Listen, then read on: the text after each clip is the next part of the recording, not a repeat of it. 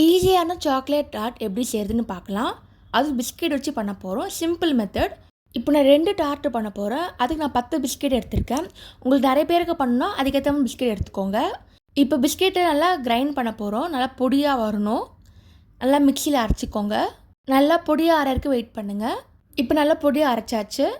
இதை பவுலில் ட்ரான்ஸ்ஃபர் பண்ணிடலாம். இப்போ இதில் பட்டர் ஆட் பண்ண போகிறோம். பட்டர் நல்லா மெல்ட் ஆனதும் அதுக்கப்புறம் ஆட் பண்ணுங்கள்.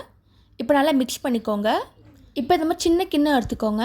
இல்லைனா டார்ட்டுக்குன்னு மோல்டு இருக்குது. இப்போ இதை ஃபுல்லாக பட்டர் வச்சு க்ரீஸ் பண்ணுறோம். அப்போ தான் ஒட்டாமல் இருக்கும். இப்போ இல்லை பிஸ்கெட் ஃபுல்லாக கவர் பண்ணுறோம். நடுவில் கொஞ்சம் குழியாகவும் சைடெல்லாம் கவர் பண்ணிக்கோங்க. இப்போ இதை ஃப்ரீசரில் 2 hours வைக்க போகிறோம். அப்போ தான் கட்டி ஆகும். இப்போ ஸ்டஃபிங் பண்ணலாம். ஸ்டஃபிங்க்கு நான் சாக்லேட் எடுத்திருக்கேன். நீங்கள் குக்கிங் சாக்லேட் கூட யூஸ் பண்ணலாம். நான் எங்கள் 5 ஸ்டார் டெய்ரி மில்க் ஜெம்ஸ் எடுத்திருக்கேன். இப்போ டபுள் பாயிலிங் மெத்தடில் ஹீட் பண்ணிக்கலாம். டபுள் பாயிலிங் மெத்தட்னால் அடியில் தண்ணி இருக்கும், அதுக்கு மேலே கிண்ணத்தை வச்சு சாக்லேட் இருக்கும். இப்போ இந்த மாதிரி மெல்ட் பண்ணிக்கலாம் சாக்லேட்டை. இப்போ நெக்ஸ்ட்டு க்ரீம் ரெடி பண்ண போகிறோம். இப்போ இதில் க்ரீம் ஆட் பண்ணிக்கலாம். ஹேண்ட் பிளெண்டர் வச்சு பிளெண்ட் பண்ணுங்கள். அப்போ தான் திக்காக இருக்கும், நல்லா ஃப்ளஃபியாக இருக்கும். இப்போ நான் மெல்ட் பண்ண சாக்லேட்டை இதை ஆட் பண்ணிக்கலாம். இப்போ நான் சாக்கோ கனாஷ் ரெடி ஆகிடுச்சு.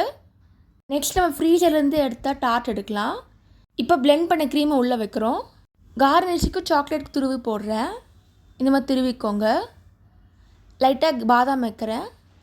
இப்போ அகைன் ஃப்ரீசரில் வைக்கணும். அப்போ தான் செட் ஆகும். ஒரு 2 hours ஃப்ரீசரில் வைங்க. அப்போ தான் திக்காக இருக்கும். இதே மெத்தடில் நீங்கள் நார்மல் பிஸ்கெட் பதிலாக நீங்கள் சாக்லேட் பிஸ்கெட் கூட யூஸ் பண்ணிக்கலாம். இப்போ ஃப்ரீசர்லேருந்து எடுத்தாச்சு. இப்போ கட் பண்ணிங்கன்னா நடுவில் க்ரீமோடு இருக்கும்.